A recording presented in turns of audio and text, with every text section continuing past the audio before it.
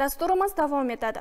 Qoraqalpog'iston Respublikasining barcha shahar va tumanlarida 5 tashabbus olimpiadasi doirasida sportning street workout musobaqasi bo'yicha mahalla bosqichi ko'tarinki ruhda bo'lib o'tmoqda.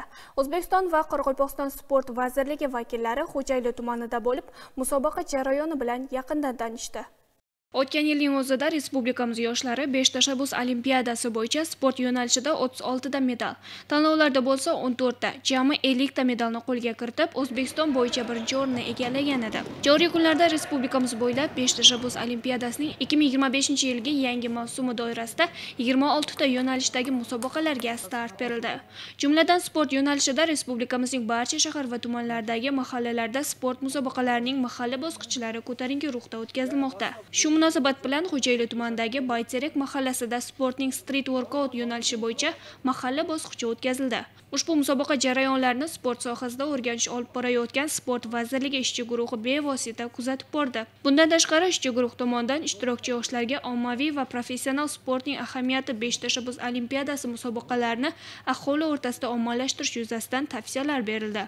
Bugungi kunda yoshlarimizning sevimli loyihasiga aylanib ulgurgan 5 tashabbus olimpiadasi hurmatli prezidentimiz tashabbusi bilan tashkil etilgan va 2022-yildan beri muntazam bo'lib o'tmoqda va 2025-joriy yilda ham aynan 5 tashabbus olimpiadasi doirasida 13 ta sport musobaqalari va prezidentimiz yaqinda bo'lib o'tgan sport sohasidagi yig'ilishda ham sport turlari bo'ladigan joyda aynan adaptiv sport turlari, ya'ni nogironligi bo'lgan yoshlar o'rtasida ham musobaqalar bo'lishini paralleldan aytib o'tganlar. Haqiqatda hurmatli prezidentimiz aytib o'tgandek, chekka olis qishloqlarga ham bugun 5 tashabbus olimpiadasi loyihalari kirib borganligi va bugun yoshlarimiz mana shu olimpiada doirasida bahramand bo'layotganligi va eng quvonarlisi bugun ularda shunaqa imkoniyat borki, mahallasidan shakllanib, seleksiya bo'lib, yoshlarimiz umuman bugun sport maktablarida shug'ullanmaydigan qishloqlardagi, umuman chekka olisdagi yoshlarimiz ham o'zini mana shu maydon yaratib, mana shu 5 tashabbus olimpiadasi musobaqalarida respublikagacha borib o'rin qayd etib, eng avvalo o'rin qayd etgandagi o'zining mahalladagi sport maydonchalariga yutish bilan bir qatorda ular o'sha ommaviy sportdan professional sportga qadam qo'ymoqda va